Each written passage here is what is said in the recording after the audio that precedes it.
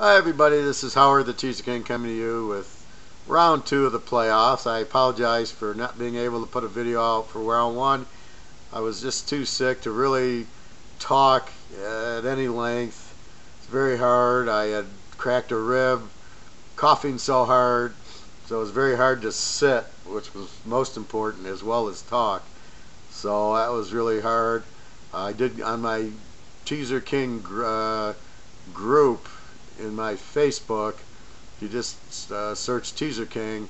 I did post the games there as well as some other football sites that I'm on. Anyway, the lock last week was Cincinnati, although I didn't really lock it because I didn't have a team to lock it with, but that was my big play. That was an easy one. Terrible call at the end with the Joey Porter on the field, and he calls the guy a name, or he knows what to call him, and he pushes him. I mean, the refs should never interfere with the game in that way. They had the personal foul on the hit, so they got the 15 yards, but you don't give a 30-yard penalty. This isn't an Adam Sandler movie. So I thought that was really bad, the ref kind of giving them the game. It's like in basketball where they call a foul to bail out the shooter, and he makes it, like Kareem Abdul-Jabbar against the Pistons, where they gave him the phantom foul call when he didn't touch him. So it's really terrible. I think Cincinnati should have won that game. Seattle Mini, I give Seattle a lot of credit in 20-degree weather, or 20 below zero. They look good. Green Bay, Washington. Green Bay's a joke. I mean, they barely beat Washington until they got Washington off balance because they started running the ball. Washington's coach is terrible. And Green Bay won, but they're all done. Anyway, let's look at this week's matchups. Some of them are hard because of the injuries. I want to reiterate one thing. I used the trends to develop the matchup. The trends is a method to see the personality of the team. That's my whole theory. That's what I do. That's my algorithms. That's my spreadsheets. But it's not how I pick the game. I don't just say, oh, they're 20-0 and I automatically pick it. I'm looking at the trend to tell me how the team plays in their role, home favorite, road dog. But at the end of the day, I'm also looking at injury and matchup and coaching and quarterback and the whole thing. But the trend helps me. So, people keep saying all you do is trends. It's not all I do. It helps me. It gets me to the means to the end, but I'm looking at matchups. So that's how I pick, and I'm very effective at that. And you just got to understand, pocket aces doesn't win every time, but you're going to play them. So that's what the Teaser King does. So let's look at it. New England laying 5 to Kansas City. Over under 42. There's so many injuries on New England, I don't know. You got Gronk going to the hospital with a knee. You got Amendola. You got, whatchamacallit, the other little guy. Edelman. Is he playing? He's playing, but is he really healthy? If he was really healthy, why didn't he play against Miami? You got New England losing the #1 seed, losing to the Jets and Miami. Terrible offensive line issues.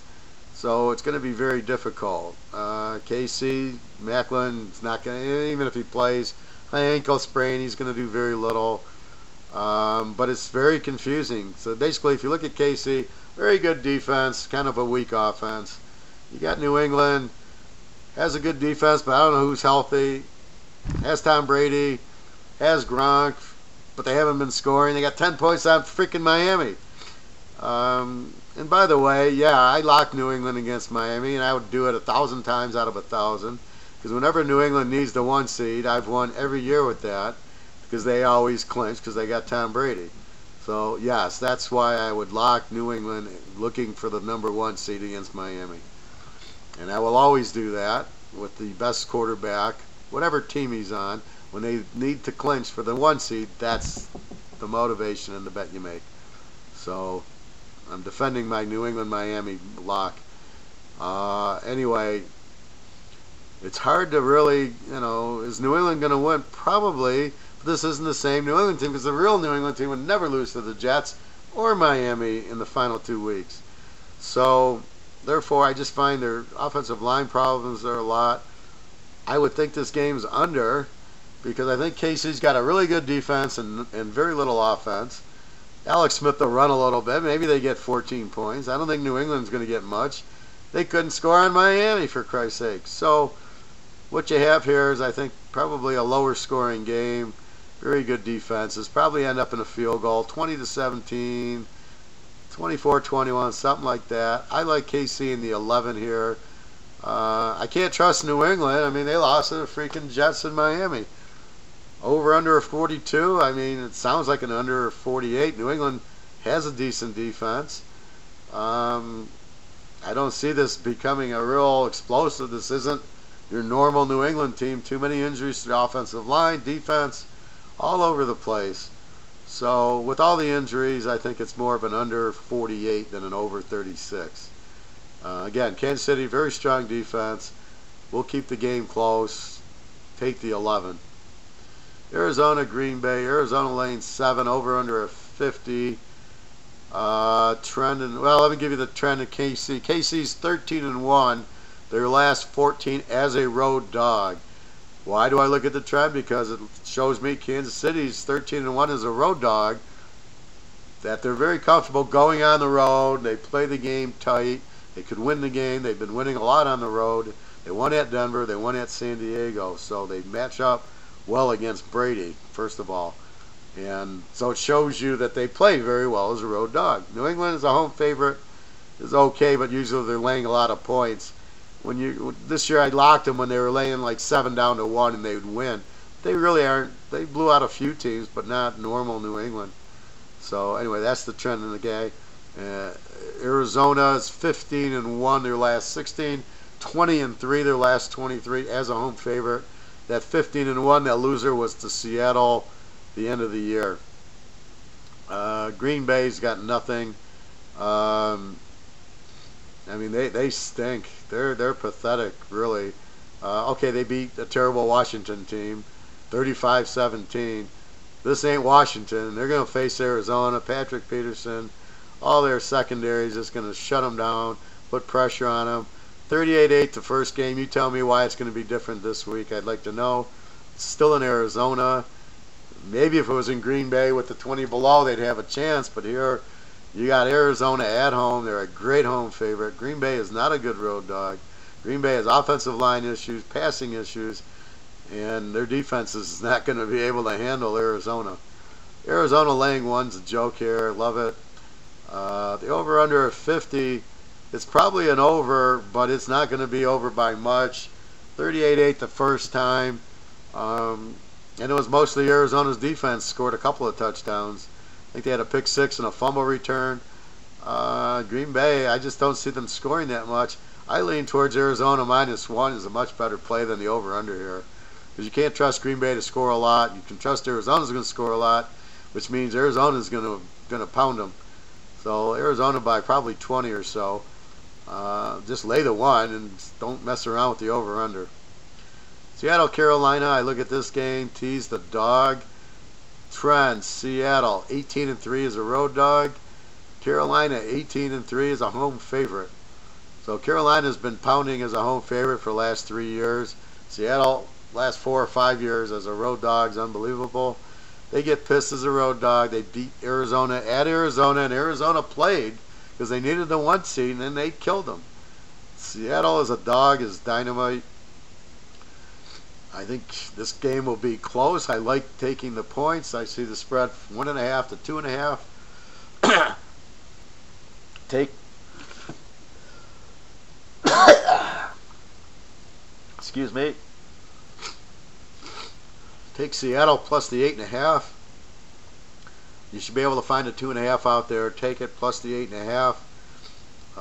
If Seattle actually goes favorite, I would take Carolina as the dog. You want the dog in this game.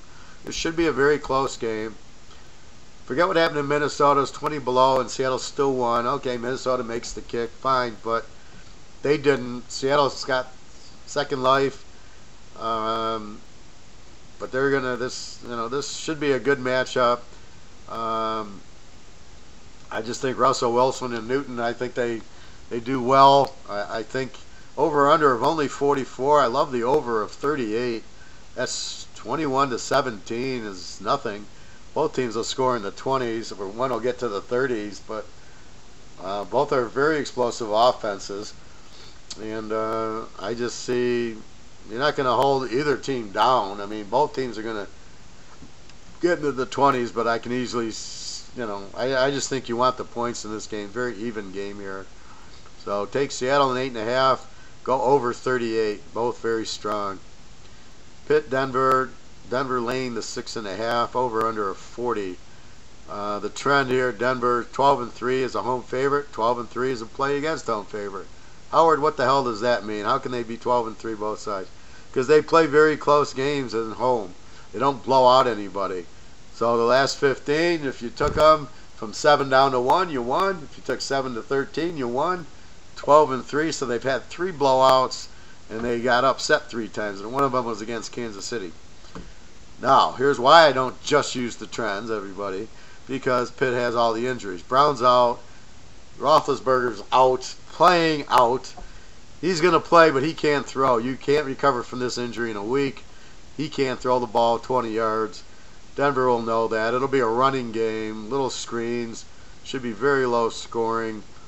I really like under 46 here is the best way to play this game. Denver should win, but when you're running the ball, even Landry Jones come in and get an excuse touchdown.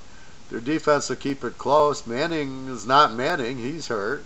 He's still flopping around on the foot. I don't think he's ready.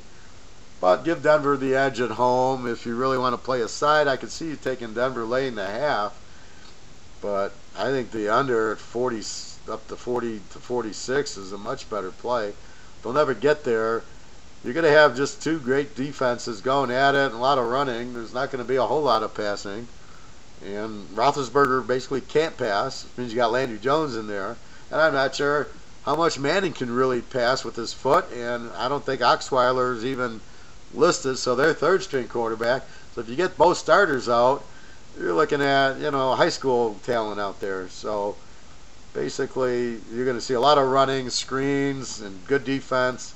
The winner probably gets a couple of turnovers, a couple of interceptions, or a punt return or something.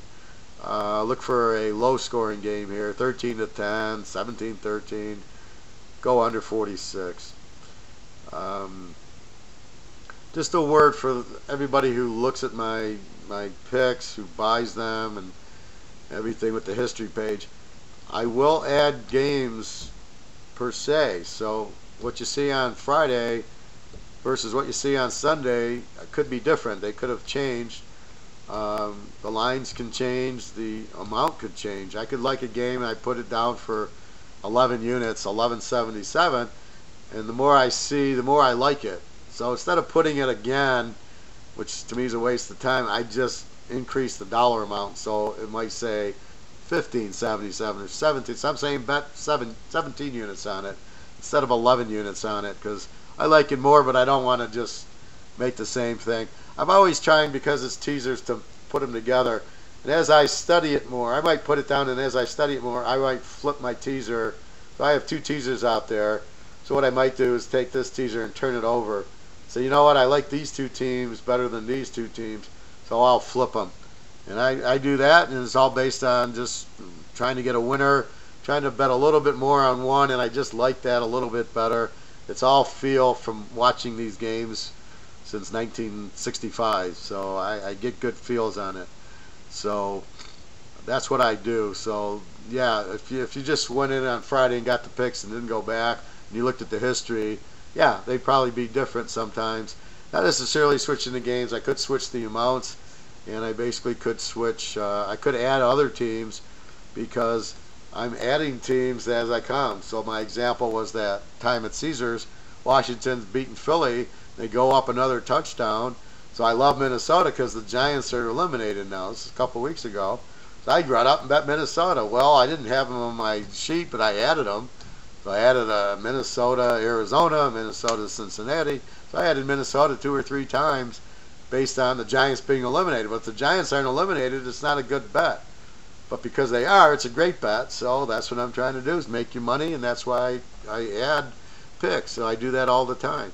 I try to do it as you would at Caesars, where you see the whole lineup. As soon as the 1 o'clock games are over, it's now 4 o'clock.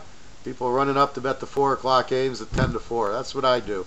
I'm not your handicapper that posts them on Thursday and see you later, and then somebody gets injured and you're screwed.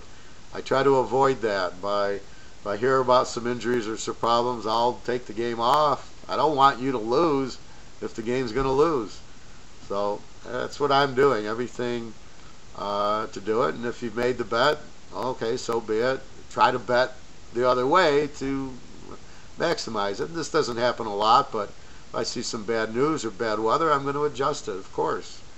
Why wouldn't? That's what I would do at Vegas. That's what I would do at Caesars. I've done that, where I see some bad news and I've already teased it. Sometimes I cancel the bet. Sometimes I'll bet the other way. That's fairly common there. So that's what I'm doing.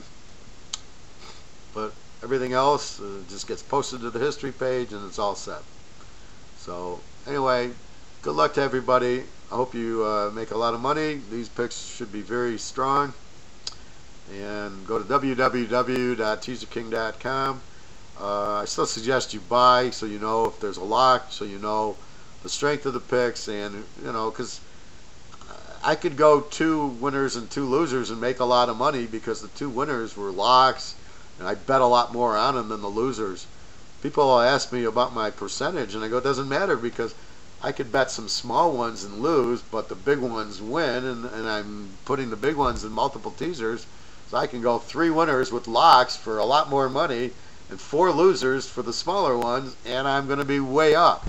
So the percentage is kind of a moot point, except for the lock percentage, which was about 90% last time I looked, somewhere in the 90, 91, 89%.